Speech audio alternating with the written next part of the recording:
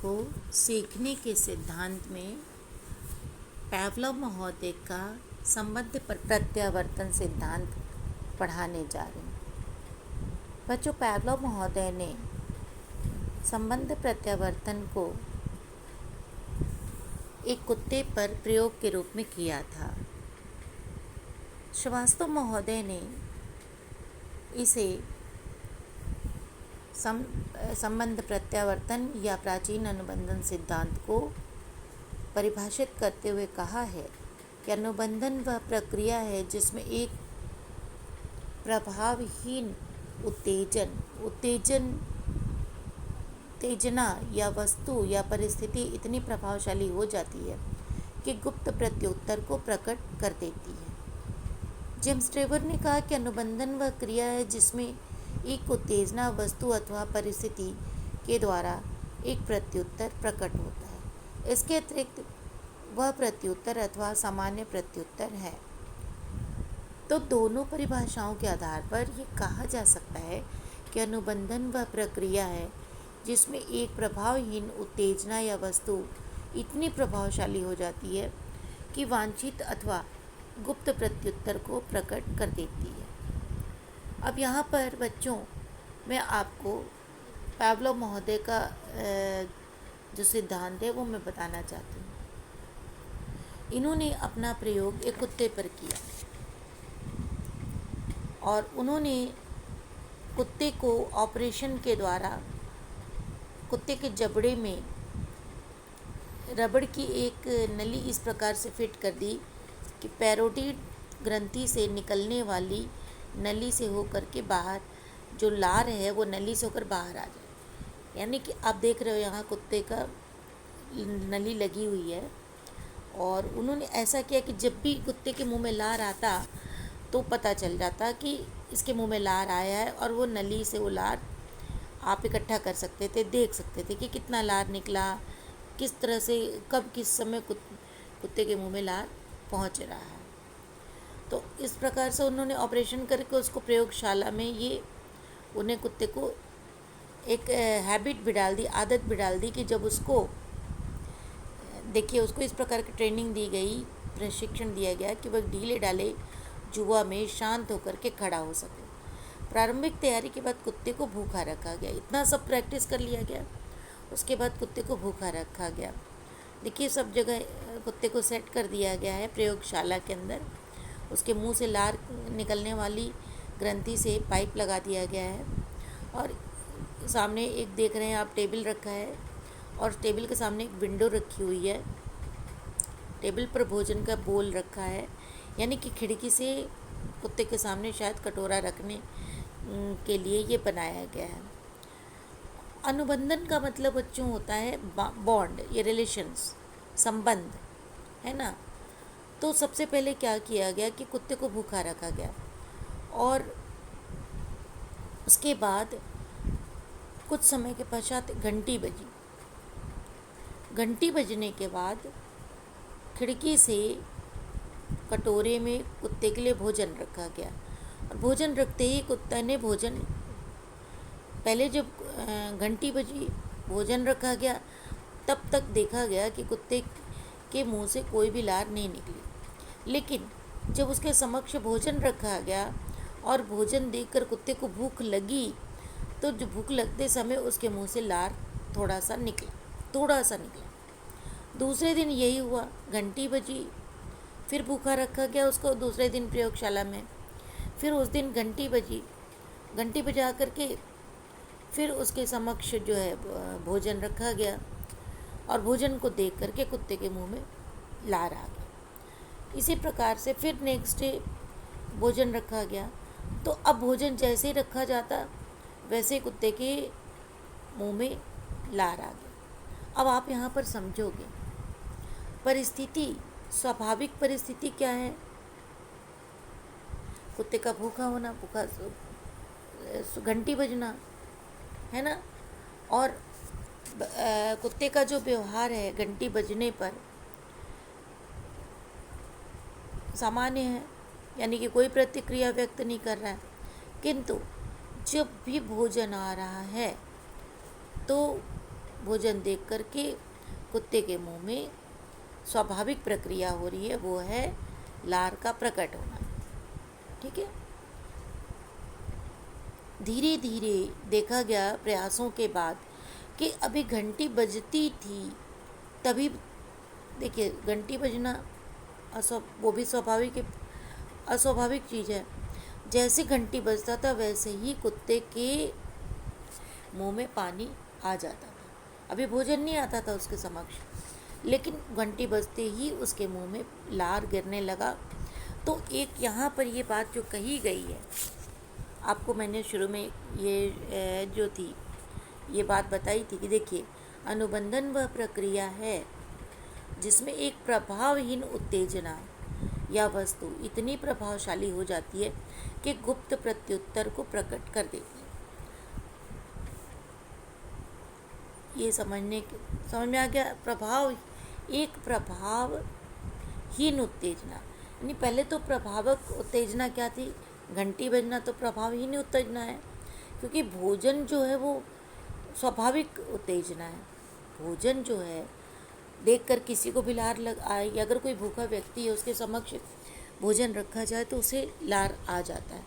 लेकिन कुत्ते के समक्ष जब घंटी बजती थी फिर भोजन आता था तो लार आता था, फिर बार बार भोजन देने पर उसको भोजन देखते ही लार आ जाती थी। लेकिन एक समय ऐसा आया कि घंटी बजते ही अस्वाभाविक परिस्थिति थी, अस्वाभाविक परिस्थिति के साथ कुत्ते का लार आना, अभी न तो भोजन आया था है और फिर भी कुत्ते के मुंह से लार आ गई, यानी कि घंटी बजते ही कुत्ते के मुंह से लार गिरना प्रारंभ हो गया, यानी कि घंटी का कुत्ते के लार से अनुबंध स्थापित हो गया। यानी कि कुत्ते ने वह प्रक्रिया जिससे एक प्रभावहीन उत्तेजना, यानी कि घंटी का बजना जो कि एक प्रभावहीन वस्तु, उससे कुत्ते का पेट नहीं भरता है, वो उत्तेजना इतनी प्रभावशाली हो जाती है कि कुत्ते जो गुप्त प्रत्युत्तर होता है वो जो सब्जेक्ट है वो प्रकट करता है, व्यक्ति गुप्त प्रत्युत्तर को प्रकट कर देता है। समझ में आया कि गुप्त प्रत्युत्तर है लार का प्रकट होना, जबकि लार का प्रकट होना भोजन के लिए नहीं है बल्कि घंटी के लिए है।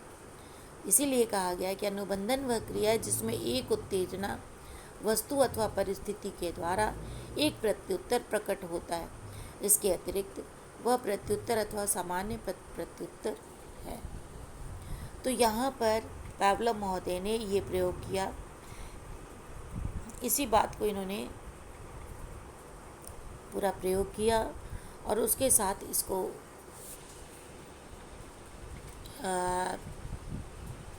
इन्होंने ये कहा कि लगभग कई प्रयासों की संख्या के बाद संख्या में वृद्धि के साथ साथ घंटी यानी कि उत्तेजना और लार यानी कि प्रतिक्रिया के बीच का समय कम होता गया तथा लार की मात्रा में वृद्धि होती गई।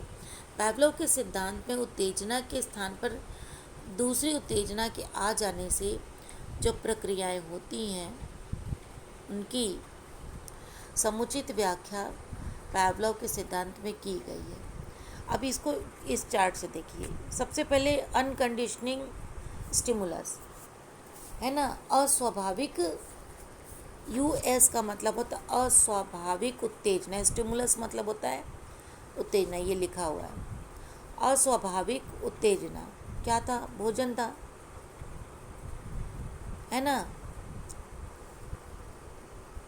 अननुबंधित उत्तेजना यानी कि भोजन, उस भोजन देखकर क्या होता था, कुत्ते को लार आती थी, वो तो स्वाभाविक है।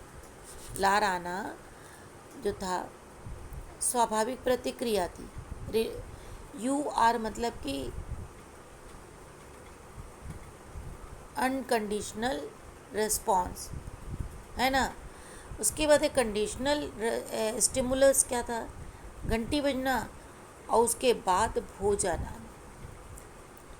CS प्लस US, CS मतलब conditional stimulus plus unconditional stimulus के बाद क्या होता था, अनकंडीशनल रिस्पॉन्स होता था। कई बार पुनरावृत्ति, जब बार बार यही चीज़ दोहराया गया तो क्या हुआ? कंडीशनल। कंडीशनल स्टिमुलस मतलब कंडीशनल स्टिमुलस क्या हो गया? घंटी हो गई।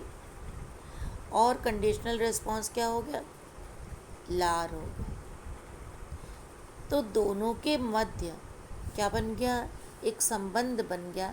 तो इसी को कहते हैं संबंध प्रत्यावर्तन या अनुबंधन को प्राचीन अनुबंध सिद्धांत। बच्चों, प्राचीन अनुबंध सिद्धांत के 4 अवयव माने गए हैं। ये चारों अवयव जो हैं यही हैं जो आपके समक्ष लिखे गए हैं। 1 2 3 4 अवयव या तत्व हैं।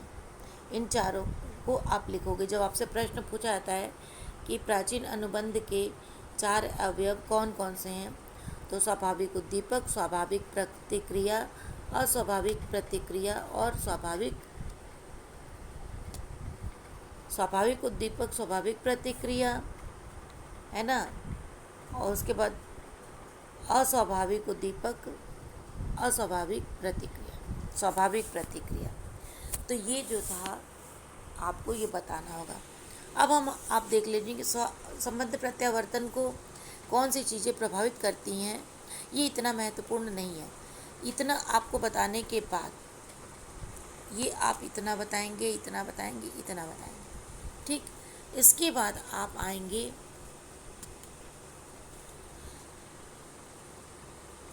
यहाँ पर, ये प्रश्न अलग एक आएगा, लघु प्रश्न में आ सकता है। प्रयत्न तथा प्राचीन अनुबंध सिद्धांत और प्रयत्न तथा भूल सिद्धांत किस प्रकार भिन्न है। प्रयत्न और भूल सिद्धांत में बार बार प्रयास करके सीखने पर बल दिया गया। अनुबंध में एक प्रभावी उत्तेजना घंटी को इतना शक्तिशाली बताया जाता है कि वह गुप्त प्रत्युत्तर लार प्रकट कर देता है। अनुबंधन में प्रयास पर बल दिया गया है, परंतु प्रयत्न और भूल में अभ्यास पर बल दिया गया है। अनुबंधन सिद्धांत में सीखने में या अनुबंधन स्थापित होने में मानसिक क्रियाओं को महत्व को स्वीकार किया गया है। दूसरी ओर प्रयत्न और भूल सिद्धांत के मानसिक क्रियाओं को कोई महत्व नहीं दिया गया। अनुबंधन में प्रयोज्य को सीखने में समय नष्ट नहीं होता, जबकि प्रयत्न तथा भूल में सीखने में समय नष्ट होता है। तो ये जो बातें थी ये दोनों में भिन्नता बता रही हैं, प्रयत्न तथा भूल तथा प्राचीन अनुबंध में। अब अगर हम पावलोव के प्राचीन अनुबंध सिद्धांत की आलोचना करते, मैंने पहले भी बताया बच्चों कि किसी भी सिद्धांत में आलोचना बहुत महत्वपूर्ण रखता है। तो प्राचीन अनुबंध सिद्धांत की उपयोगिता सरल क्रियाओं के सीखने तक ही सीमित है। दूसरे शब्दों में पशुओं के सीखने तथा अधिगम को समझने में यह सिद्धांत जितना उपयोगी है उतना मानव के अधिगम को समझने में उपयोगी नहीं है, क्योंकि पशुओं पर ही इसका प्रयोग ज़्यादा किया। प्राचीन अनुबंधन सिद्धांत की प्रकृति यांत्रिक है।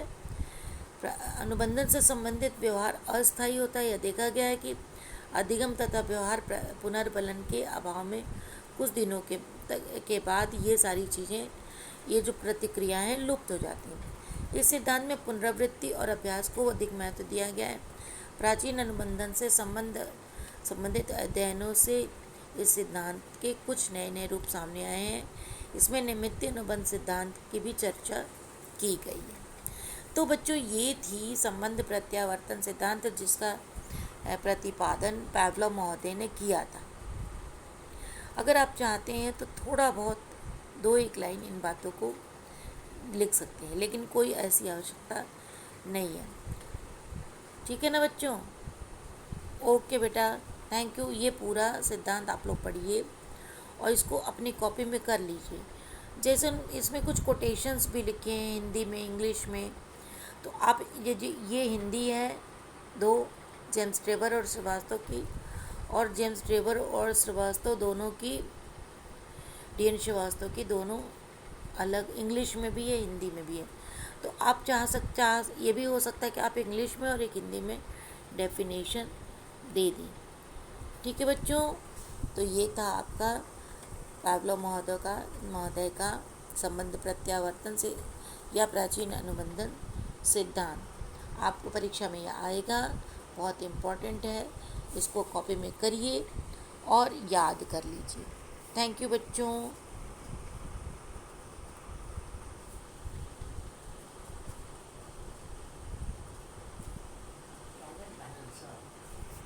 ए